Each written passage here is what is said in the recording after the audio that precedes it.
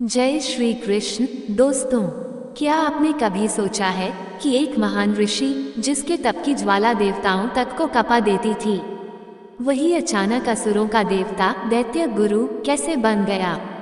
कौन सा दर्द, कौन सा विश्वासघात और कौन सी नियति ने शुक्राचार्य को उस मार्ग पर धकेला जहां उनका हर कदम देवताओं के विरुद्ध खड़ा होने लगा? ये कथा सिर्फ ज्ञान और शक्ति की नहीं, बल्कि एक ऐसे गुरु की है जिसने अपने ही जीवन को जलाकर असुरों के भाग्य का दीपक बनाया। कभी ब्रह्मर्षि भृगु के घर जन्मा यह बालक आज भी इतिहास का सबसे रहस्यमय चरित्र माना जाता है। क्यों उन्होंने देवताओं का साथ छोड़ दिया? क्यों उन्होंने असुरों को अमर बनाने वाली संजीवनी विद्या दी? और आखिर कौन सी घटना ने उन्हें असुरों के देवता बना दिया? आइए जानते हैं शुक्राचार्य की वह अनसुनी कथा जिसने संपूर्ण सृष्टि का संतुलन बदल दिया। ये कहानी है उस महाज्ञानी की जिसने देवताओं और असुरों के बीच सदियों से चल रहे संतुलन को चुनौती दी। ये गाथा है उस अदम्य तपस्वी की जिसने मृत्यु के नियमों को बदलकर संजीवनी विद्या जैसा अमर रहस्य प्राप्त किया। उनका नाम था दैत्य गुरु शुक्राचार्य, महर्षि भृगु और तपस्विनी काव्य माता के तेजस्वी पुत्र। जन्म से ही उनके ललाट पर दिव्य तेज था और बाल्यावस्था से ही ज्ञान की अतृप्त प्यास ने उन्हें साधारण बच्चों से अलग खड़ा कर दिया। शिक्षा के योग्य होते ही उन्हें भेजा गया महर्षि अंगिरा के गुरुकुल में, जहां देवों के भावी गुरु बृहस्पति भी शिक्षा ले रहे थे। दोनों एक ही गुरु के शिष्य थे, परंतु गुरु अंगिरा का स्नेह अपने पुत्र बृहस्पति की ओर अधिक झुका रहता था और यही उपेक्षा शुक्राचार्य के हृदय में गहरी पीड़ा बनकर बस गई। वे हर विषय में बृहस्पति से श्रेष्ठ थे, जटिल शास्त्रों को सहजता से समझते और रहस्यों को तुरंत भेद देते थे, परंतु उन्हें वह सम्मान नहीं मिला जिसके वे अधिकारी थे। इस भेदभाव ने उन्हें कचोटकर सोचने पर विवश कर दिया। क्या मेरा ज्ञान केवल इसलिए तुच्छ है क्योंकि मैं देवकुल से नहीं हूँ? क्या मेरी मेधा केवल इसलिए कम आंकी जाएगी क्योंकि मैं गुरु का पुत्र नहीं? अंततः इस अपमान ने उनके भीतर एक प्रचंड संकल्प जगा दिया कि यदि देवलोक को उनका ज्ञान स्वीकार नहीं, तो वे उसे वहां समर्पित करेंगे जहां उन्हें सबसे अधिक अस्वीकार किया गया, असुरों में। इसी संकल्प ने उन्हें देवों के मार्ग से अलग कर दैत्यलोक की ओर मोड़ दिया, जहां उन्होंने देखा कि दैत्य शक्तिशाली तो हैं, पर संजीवनी विद्या के अभाव में हर युद्ध में स्थायी मृत्यु को प्राप्त होते हैं, जबकि देवगुरु बृहस्पति देवों को पुनर्जीवित कर देते हैं। यह अन्याय दैत्य गुरु शुक्राचार्य को स्वीकार नहीं था और उन्होंने ठाना कि वे स्वयं मृत्यु को चुनौती देंगे। इसके लिए उन्होंने हिमालय में कठोरतम तपस्या की और वर्षों तक केवल वायु पर जीवित रहकर शिव को प्रसन्न किया। उनकी तपस्या से तीनों लोक कांप उठे, यहाँ तक कि इंद्र भी भयभीत हो गए। अंततः प्रभु शिव उनके समक्ष प्रकट हुए और प्रसन्न होकर उन्हें संजीवनी विद्या का वह दिव्य रहस्य प्रदान किया, जिसके पश्चात शुक्राचार्य केवल शिक्षक नहीं रहे बल्कि दैत्यों के जीवन दाता बन गए। उसी क्षण से वे सृष्टि के सबसे शक्तिशाली दैत्य गुरु कहलाए, जिनके ज्ञान के कारण देवों और असुरों के बीच महायुद्ध की रूपरेखा सदा के लिए बदल गई। स्वयं देवगुरु बृहस्पति के पास संजीवनी विद्या केवल इसलिए थी क्योंकि वे देव पक्ष से जुड़े थे, जबकि दैत्य गुरु शुक्राचार्य का ज्ञान किसी भी प्रकार से उनसे कम नहीं था। उनके भीतर यह अग्नि भड़कती रही कि जब मेधा और तपस्या समान है, तो अधिकार भी समान होना चाहिए। शुक्राचार्य भली भांति जानते थे कि यह विद्या कहाँ से प्राप्त की जा सकती है। वह शक्ति स्वयं भगवान शिव के पास है, इसलिए उन्होंने घोषणा की कि वे संसार की सबसे दुर्गम तपस्या के लिए हिमालय की उन बर्फीली चोटियों की ओर प्रस्थान करेंगे, जहाँ सामान्य मनुष्य का श्वास भी थम जाता है। उन्होंने अपने शिष्यों से वचन दिया, मैं लौट कर आऊँगा और जब लौटूंगा तब तुम सब अमरता के कवच से सुरक्षित रहोगे। फिर देवों का कोई अस्त्र, कोई छल तुम्हारा कुछ नहीं बिगाड़ सकेगा। तब युद्ध पहली बार न्याय के आधार पर लड़ा जाएगा, अकेले, बिना किसी सहारे के, केवल गुरु धर्म और अपमान के प्रतिशोध की अग्नि से प्रेरित होकर शुक्राचार्य मृत्यु को चुनौती देने के संकल्प के साथ हिमालय की ओर निकल पड़े। उनकी तपस्या साधारण नहीं थी, वो प्रलय समान तप थी, ऊर्ध्वमूल तप का कठिन मार्ग, जिसमें उन्होंने स्वयं को एक बर्फीले वृक्ष की मोटी शाखा से उल्टा लटका दिया, अन्न जल त्याग दिया और केवल नीचे जलती पत्तियों के धुएं पर जीवित रहे। जहां हिमालय की काटती शीत हवा और धधकते धुएं की उष्णता उनके शरीर पर निरंतर प्रहार करती रही। ये तपस्या 1-2 वर्षों की नहीं, पूरे 1000 वर्षों तक चली, और उसके कंपन से केवल हिमालय ही नहीं बल्कि तीनों लोक कांप उठे। स्वर्ग तक इस तप की ज्वाला पहुंची और देवराज इंद्र भय से तिलमिला उठे, क्योंकि वे जानते थे कि यदि दैत्य गुरु को यह विद्या मिल गई तो देवों की अमरता का एक छत्र अधिकार समाप्त हो जाएगा और सत्ता का संतुलन टूट पड़ेगा। इंद्र ने क्रोध और चिंता में मंत्रियों से कहा, यदि शुक्राचार्य सफल हुए तो असुर अमर हो जाएंगे और देवलोक का अस्तित्व खतरे में पड़ जाएगा। चाहे जो हो, उनकी तपस्या भंग करनी ही होगी। भयभीत मंत्री बोले, महाराज, उनके तप का तेज इतना प्रचंड है कि हम सीधे जाकर बाधा नहीं डाल सकते, हमें छल का सहारा लेना होगा। तब इंद्र ने आदेश दिया, जाओ, जो सबसे रूपवान और कुशल है वो उनके मन में मोह और वासना का बीज बो दे, ताकि उनकी एकाग्रता टूट जाए। इसी के साथ स्वर्ग का भयानक षड्यंत्र प्रारंभ हुआ। पहले इंद्र ने प्रकृति को अस्त्र बनाया, भीषण हिमपात, जानलेवा तूफान, पर्वत तोड़ने वाली हवाएं। पर शुक्राचार्य का ध्यान अटूट रहा। फिर उन्होंने भयंकर मायावी प्राणियों को भेजा जो दहाड़ते और भय उत्पन्न करते, पर तपस्वी की ऊर्जा वृत्त को छूते ही भस्म हो जाते। शुक्राचार्य की चेतना उन्हें लगातार कहती रही, मोह, भय, पीड़ा सब क्षणिक है, मेरा लक्ष्य अमर है और मेरा संकल्प अटल। मृत्यु भी सामने खड़ी हो जाए तब भी मैं नहीं डगमगाऊंगा। इंद्र समझ गए कि बल, भय और विध्वंस से इस तपस्वी को परास्त करना असंभव है, इसलिए उन्होंने अपने सबसे सूक्ष्म और विनाशकारी अस्त्र का प्रयोग किया, सौंदर्य और प्रेम। इस बार उन्होंने अपनी पवित्र, रूपवती और अत्यंत दक्ष पुत्री जयंती को भेजा, जिसका लक्ष्य था दैत्य गुरु शुक्राचार्य की तपस्या को मोह के माध्यम से भंग करना। इसी क्षण से तप और प्रलोभन के युद्ध का सबसे खतरनाक अध्याय आरंभ हुआ। इंद्र ने जयंती को सख्त आदेश दिया था कि वह अपने सौंदर्य और मीठे व्यवहार से शुक्राचार्य को उस मोह के जाल में फंसाए जहां से बाहर निकलना असंभव हो जाए। उसे प्रेम का अभिनय करना था, मधुर शब्दों का जाल बुनना था और तपस्वी को उसके लक्ष्य से भटकाना था। जयंती जब उस बर्फीली कुटिया के पास पहुंची तो उसके स्वर में ऐसा मधुरपन था जैसे शहद टपक रहा हो। हे महामुनि, आपकी यह तपस्या अमानवीय है, आपका शरीर पीड़ा से टूट चुका है। मैं कोई अप्सरा नहीं, देवराज इंद्र की पुत्री जयंती हूँ और मैं आपकी यह वेदना सह नहीं सकती। कृपया इस कठोर व्रत को त्याग दें और मुझे आपकी सेवा करने दें। वो उनकी सेवा के बहाने उनके पास आती, मधुर गीत गाती और अपने रूप के आकर्षण से उन्हें लुभाने का हर संभव प्रयास करती। परंतु शुक्राचार्य दृढ़ता की मूर्ति बने रहे और बोले, देवी, मैं कठोर व्रत में हूँ, कोई भी मोह या माया मुझे मेरे लक्ष्य से विचलित नहीं कर सकती। यदि तुम मेरी सेवा करने आई हो तो अपनी मर्यादा में रहो, किंतु यदि तप भंग करने आई हो तो तुम्हारा प्रयास और तुम्हारे पिता का छल निष्फल होगा, क्योंकि किसी तपस्वी की साधना भंग करना महापाप है। लेकिन जयंती ने अपने पिता के छल आदेश को नहीं माना, बल्कि इस तपस्वी की आत्मशक्ति और संकल्प की गहराई को महसूस किया। वर्षों नहीं, पूरे हजारों वर्षों तक वो वहीं रही और निस्वार्थ भाव से उनकी सेवा करती रही। इंद्र का षड्यंत्र असफल हो चुका था।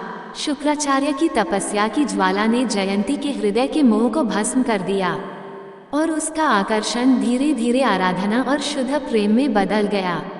वह समझ चुकी थी कि यह तपस्वी शक्ति या सिंहासन के लिए नहीं, बल्कि अपने शिष्यों के न्याय और जीवन की रक्षा के लिए यह अग्नि कठोर कष्ट सह रहा है। इसलिए जयंती ने इंद्र के आदेश को ठुकराकर स्वयं को शुक्राचार्य की तपस्या की रक्षक बना लिया।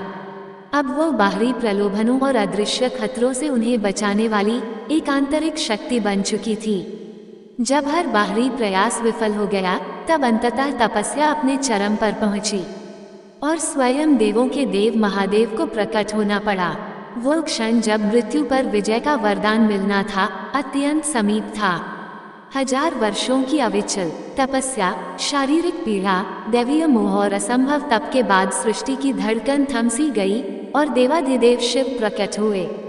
उनके मुख पर करुणा, ज्ञान और सृष्टि का प्रकाश झिलमिला रहा था। शिव ने कहा, उष्णा, तुम्हारी तपस्या अद्भुत और अकल्पनीय है। तुमने प्रलोभन, पीड़ा और काल तीनों को परास्त किया है। मांगो, क्या वरदान चाहिए? अत्यंत क्षीण किंतु प्रकाशित स्वर में शुक्राचार्य ने हाथ जोड़कर कहा, हे महादेव, मेरा उद्देश्य न निजी सुख है, न किसी सिंहासन की इच्छा। मेरी इच्छा केवल यह है कि मेरे शिष्य दैत्य युद्ध में अन्यायपूर्ण मृत्यु का शिकार न हों। देवों के पास अमरता का जो वरदान है वह संतुलन तोड़ रहा है। कृपया मुझे मृत संजीवनी विद्या का वह गुप्त और परम दुर्लभ ज्ञान दीजिए जिससे मृत्यु पर विजय पाई जा सके। ये वरदान सत्ता की नहीं, गुरु धर्म की सर्वोच्च मांग थी जो केवल अपने शिष्यों की रक्षा के लिए उठाई गई थी। महादेव, जो स्वयं संतुलन और न्याय के प्रतीक हैं, शुक्राचार्य के उद्देश्य की पवित्रता को भली भांति समझते थे। इसलिए उन्होंने वरदान देते हुए कहा, तथास्तु, हे उष्णा, तुम्हारे तप और संकल्प के सामने यह वरदान भी छोटा है। मैं तुम्हें वह परम गुप्त और अप्रकट मंत्र प्रदान करता हूँ जिसे देवगुरु बृहस्पति भी नहीं जानते। आज से तुम ही इस विद्या के एकमात्र अधिकारी होगे। यह विद्या तुम्हें मृत्यु पर विजय की अमर शक्ति देगी और इसी ज्ञान के कारण संसार तुम्हें सदा दैत्य गुरु शुक्राचार्य के रूप में स्मरण करेगा। जाओ, अपने शिष्यों का कल्याण करो और सृष्टि के संतुलन को एक नया आयाम दो। शुक्राचार्य की तपस्या पूर्ण हुई, उन्हें मृत्यु का नियम तोड़ने का दिव्य ज्ञान मिला और वे अब केवल उष्णा नहीं थे, वे दैत्य गुरु शुक्राचार्य बन चुके थे जो मृत्यु के दाता और जीवन के संरक्षक दोनों थे। लेकिन सनातन कथाओं में इस महाशक्ति की उत्पत्ति की एक तीव्र, क्रूर और अलौकिक व्याख्या भी मिलती है जिसमें कहा गया है कि शिव ने संजीवनी विद्या प्रदान करने से पहले उष्णा की तपस्या की अंतिम और भयानक परीक्षा ली। शिव ये परखना चाहते थे कि तपस्वी का ज्ञान उसके अहंकार से ऊपर है या नहीं। इसलिए अपनी क्रोधाग्नि और तपस्वी की दृढ़ता के संगम में उन्होंने उष्णा को हजारों वर्षों तक अपने उदर में धारण कर लिया। उष्णा उस असीम अंधकार में जीवित रहे जहां उन्होंने सृष्टि के जन्म, मृत्यु और ब्रह्मांड के मौलिक रहस्यों को अनुभव किया और ये दिव्य अंधकार उनके लिए अंतिम ज्ञान कुंड बन गया। जब वह शिव के शरीर से बाहर आए तो शुद्ध, प्रज्वलित तेजस्वी ऊर्जा शुक्र के रूप में प्रकट हुए जिनका तेज इतना प्रबल था कि वे सीधे आकाश में जाकर स्थित हुए और शुक्र ग्रह के अधिपति बन गए। इस दैत्य पुनर्जन्म ने उन्हें असुरों का अमर आश्रय और देवों के लिए सबसे बड़ी चुनौती बना दिया। संजीवनी विद्या और अमरता का वरदान लेकर जब वे दैत्य लोक लौटे तो उनका स्वागत किसी विजयी सम्राट जैसा हुआ, क्योंकि अब असुरों के पास था पुनर्जीवन का अचूक अस्त्र जिसके सामने देवों की विजय भी क्षणिक बन चुकी थी।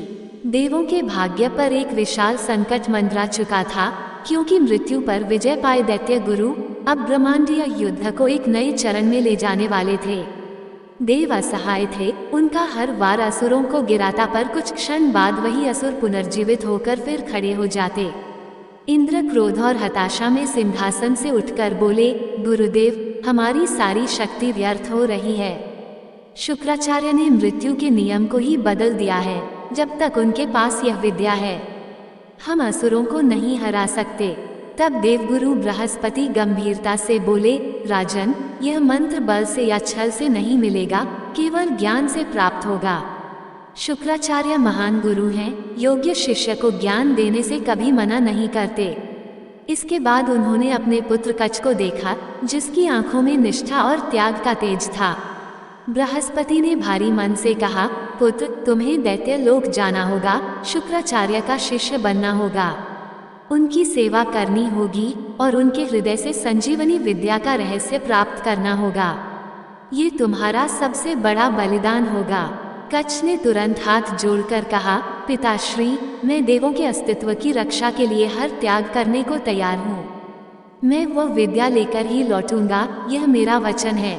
इस प्रकार देवगुरु का पुत्र एक शिष्य का वेश धारण कर असुरों के गुरु के द्वार पर पहुंचा। उसने विनम्रता से कहा, गुरुदेव शुक्राचार्य, मैं बृहस्पति का पुत्र कच्छ हूँ। आपके ज्ञान की महिमा सुनकर आया हूँ, कृपया मुझे अपना शिष्य स्वीकार करें। शुक्राचार्य शांत मुस्कान के साथ बोले, कच्छ, मैं जानता था तुम आओगे। देवों ने मेरे ज्ञान को अस्वीकार किया, पर मैं किसी भी योग्य शिष्य को कभी मना नहीं करता।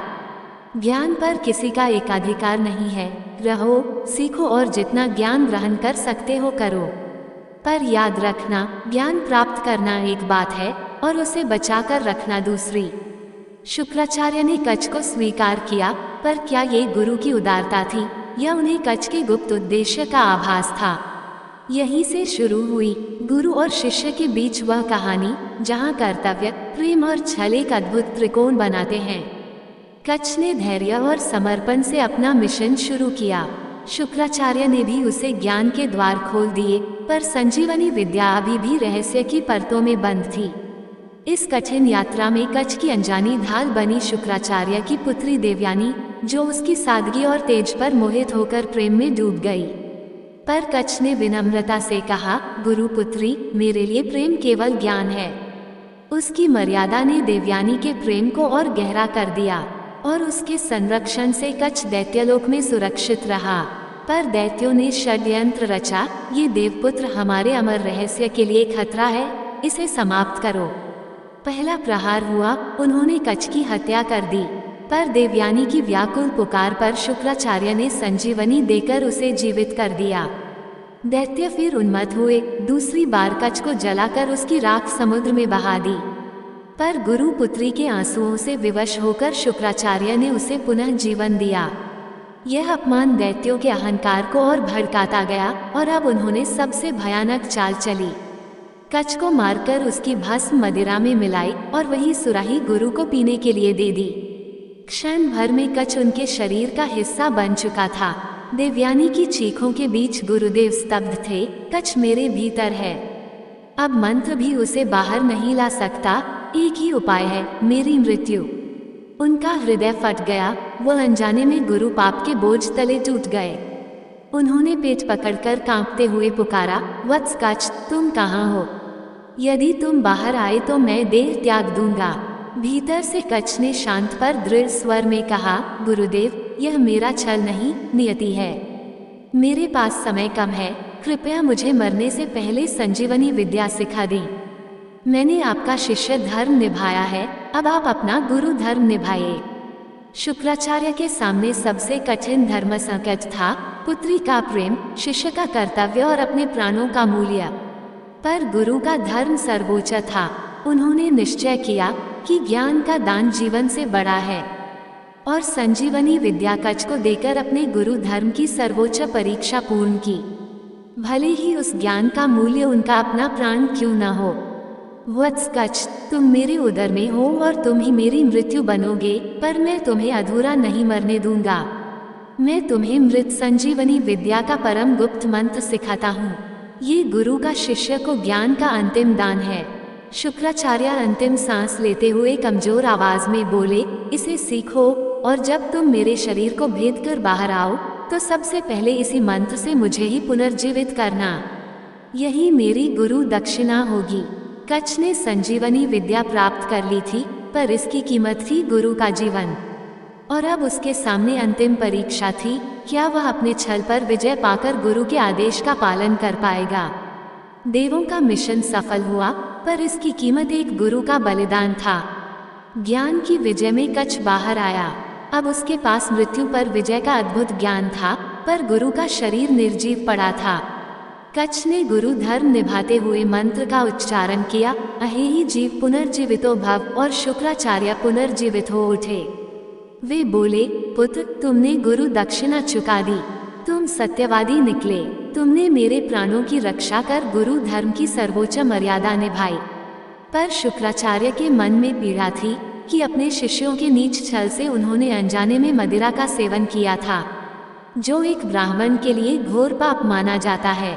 उन्होंने क्रोध में हाथ उठाकर कहा, जो भी ब्राह्मण आज से अहंकार या दुर्भावना के कारण शराब का सेवन करेगा, वो उसी क्षण अपने सभी पुण्य, धर्म और ज्ञान को खो देगा और पतित कहलाएगा। इस प्रकार उन्होंने संसार के लिए पवित्रता का नियम स्थापित किया। तभी देवयानी चिल्लाई, कच्छ, तुम जीवित हो, अब तुम मेरे हो, हमने 7 कष्ट सहा है, अब हम विवाह करेंगे। कच्छ सम्मान से बोला, देवयानी, तुम मेरी गुरुपुत्री हो। जब मैं तुम्हारे पिता के शरीर में था तब मैं उनकी संतान समान था, इसलिए तुम मेरी बहन तुल्य हो, मैं तुमसे विवाह नहीं कर सकता। देवयानी क्रोध और वेदना में भरकर बोली, धोखेबाज, तुम मेरा उपयोग कर गए। मैं तुम्हें श्राप देती हूँ, तुम इस संजीवनी विद्या का उपयोग कभी अपने लिए न कर पाओगे, ना इसे सिखा सकोगे, ना ये तुम्हारे लिए काम आएगी। कच्छ शांत भाव से बोला, मैं तुम्हारा श्राप स्वीकार करता हूँ, पर मैं भी तुम्हें श्राप देता हूँ कि तुम्हें किसी भी ब्राह्मण से विवाह नहीं मिलेगा और तुम अपने जीवन में कभी पूर्ण सुख नहीं पा सकोगी। इस प्रकार संजीवनी विद्या देवों को प्राप्त हुई, पर उसके साथ जुड़ गई श्राप, वेदना और भाग्य की उलझी कथा। शुक्राचार्य का ज्ञान अमर रहा, पर उनके हृदय में अपनी पुत्री के भविष्य और शिष्यों के छल की टीस सदैव जलती रही। दैत्य गुरु के रूप में उन्होंने कर्तव्य को सर्वोच्च स्थान दिया, पर वे जानते थे कि अब देवों और असुरों के युद्ध में संजीवनी विद्या से बढ़कर ज्ञान, विवेक और नियति की परीक्षा होने वाली है। पर ये तो सिर्फ आरंभ था, अब शुरू होगी असली गाथा, जहाँ वे दैत्यों के परम गुरु बनेंगे और देवयानी राजा ययाति के साथ एक ऐसे विवाह में बंधेगी जो उसे श्राप, पीड़ा और इतिहास की अमर कथा में बदल देगा। आगे जानिए कैसे शुक्राचार्य ने अपने शिष्य दैत्यराज बलि को वामन अवतार के 3 पग भूमि के दान में खो दिया, कैसे उनका अभिमान टूटा और कैसे उन्होंने नियति को चुनौती दी। विलक्षण तपस्वी, असीम ज्योतिष और विष्णु भक्ति से परिपूर्ण शुक्राचार्य की कहानी यही नहीं थमती। ये वही यात्रा है जिसमें एक गुरु अपने शिष्य के लिए सब कुछ दांव पर लगा देता है। बलि जब दैत्यों का उभरता हुआ राजा बना तो शुक्राचार्य ने उसे न केवल राजसूय बल और नीति सिखाई, बल्कि यह भी बताया कि सच्चा सामर्थ्य तभी टिकता है जब उसे विवेक और दान भाव से बांधा जाए। शुक्राचार्य का हृदय दैत्यत्व के प्रति अनुकंपा और मानव साम्राज्य के प्रति कट्टर था। वह चाहता था कि असुरों का गौरव फिर लौटे और उनके अधर्म के बावजूद उनकी गरिमा बनी रहे। बलि में भी एक अद्भुत संयम था, उसने अपने गुरु की शिक्षा को अपनाया और दैत्य राज्य को न्याय, पराक्रम और स्वाभिमान से संचालित किया। पर जब वामन उस नन्हे ब्राह्मण के रूप में त्रिपदा भूमि का अनुरोध लेकर प्रकट हुआ तो संसार का खेल मोड़ पर आ गया। वामन की विनम्रता के पीछे जो ब्रह्मांडीय योजना थी वह शुक्राचार्य की आंखों से भी ओझल नहीं थी। उन्होंने देखा कि यदि ये दान निष्पाप रूप से स्वीकार हो गया तो दैत्य राज्य की सत्ता छीन ली जाएगी। अतः गुरु भूमिका में खड़े शुक्राचार्य ने शांत पर गंभीर स्वर में बलि को रोकने की कोशिश की। उन्होंने स्मरण कराया कि दानदाता की विवेकपूर्ण परिकल्पना भी आवश्यक है। बलि ने मुस्कुरा कर कहा, गुरुदेव, दान की मर्यादा यही है कि देने वाला पीछे नहीं हटता, और उसी उत्साह में उसने वामन को पूर्ण सहयोग दे दिया। शुक्राचार्य के भीतर एक तूफान उठा। वर्षों की तपस्या, अधीनात्मिक शिक्षा और गुरु का गर्व जैसे चुनौती के घेरे में आ गया। उन्होंने सोचा, यदि वे इसी क्षण दान को विफल कर दें तो क्या वे अपने शिष्य का स्वाभिमान छीनेंगे या दैत्य गौरव की रक्षा करेंगे। ये दुविधा उनके मन को झकझोर रही थी। वे गुरु की शक्ति और संरक्षक की कोमलता के बीच झूलते रहे और अंततः उन्होंने वह उपाय किया जो उनकी महाशक्ति और चतुराई दोनों का परिचय बना। कुछ कथाओं में कहा गया है कि उन्होंने सूक्ष्म रूप धारण कर दान क्रिया को रोकने का प्रयास किया, किंतु ईश्वर की लीला को कौन रोक सकता है। वामन का पहला पग पृथ्वी को और दूसरा पूरा स्वर्गलोक को समेट ले गया। तीसरे पग के लिए जब स्थान नहीं बचा तो बलि ने स्वयं अपना मस्तक समर्पित कर दिया। ये दृश्य देखकर शुक्राचार्य भीतर तक हिल गए। उनका शिष्य, जिसे वे शक्तिशाली और गौरवशाली बनाना चाहते थे, वही विनम्रता की प्रतिमूर्ति बन उनके सामने खड़ा था। इस समर्पण ने उनके अभिमान को चूर कर दिया, पर टूटे गर्व की राख से एक नई प्रतिज्ञा उभरी। उन्होंने संकल्प लिया कि वे अपने शिष्य का सम्मान फिर स्थापित करेंगे। और दैत्य गौरव को पुनर्जीवित करने का मार्ग खोजेंगे। उन्होंने संजीवनी विज्ञान और मृत्यु विद्या के गुप्त मंत्रों को साधा ताकि असुरों में फिर जीवित होने और उठ खड़े होने की शक्ति बनी रहे। समय के साथ वे केवल गुरु नहीं रहे, वे असुरों के आध्यात्मिक संरक्षक, रणनीतिज्ञ और पुनरुत्थान के आधार बन गए। कई पुराणों में कहा गया है कि उनकी यह यात्रा उन्हें असुराचार्य देव का सम्मान दिलाती है, जो पराजय को भी शिक्षा बना देता है। उनके नेत्र में वामन प्रसंग पर जो भाव लगे, वे केवल देह के नहीं थे, वे अहंकार और भ्रम के हटने का संकेत थे, जिससे नई समझ का जन्म हुआ। और इसीलिए शुक्राचार्य की यह कथा हमें बताती है कि हर पराजय में पुनर्जन्म का बीज छिपा होता है। गुरु का धर्म केवल रक्षा नहीं बल्कि पुनर्स्थापना भी है। ये वही कथा है जो वामन अवतार के प्रसंग में स्पष्ट मिलती है। दोस्तों, ये थी शुक्राचार्य की अनसुनी और अद्भुत कथा। ज्ञान, अभिमान, तपस्या और नियति के संग्राम की एक दिव्य गाथा। आपको ये कहानी कैसी लगी? अपनी राय जरूर कमेंट में बताएं। अगर आपको ये कथा पसंद आई हो तो वीडियो को लाइक करें, अपने दोस्तों और ग्रुप में शेयर करें और ऐसे ही रोचक, रहस्यमय और पौराणिक कहानियाँ रोज सुनने के लिए हमारे चैनल को सब्सक्राइब करना बिल्कुल न भूलें। तो मित्रों, आज की कथा यहीं समाप्त होती है। फिर मिलते हैं एक और नई, रोमांचक और दिव्य कहानी के साथ। राधे राधे। जय श्री हरि। ओम।